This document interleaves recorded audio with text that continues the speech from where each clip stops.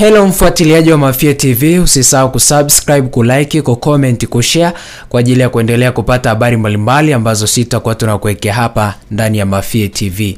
Leo tunakuletea story moja kuhusiana na kikosi cha Simba Sport Club ambacho kinafanya usajili wake kimya kimya baada ya kupoteza finali ya kombe la shirikisho barani Afrika.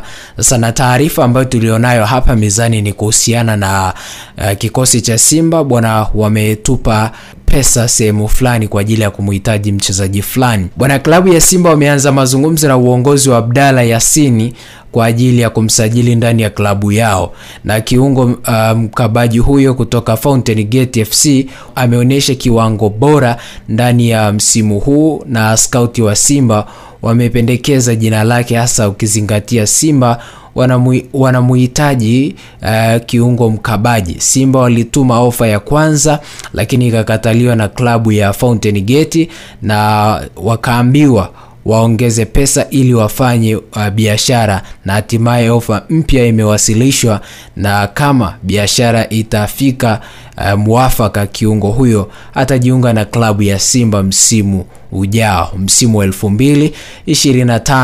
2025-26, msimu ambao unakwenda kuwa pengine wa mahajabu kwa Abdalla kama atajiunga na Simba, kwa sababu Simba itakwenda kumtambulisha kwenye soka na itampeleka kwenye viwango vya juu.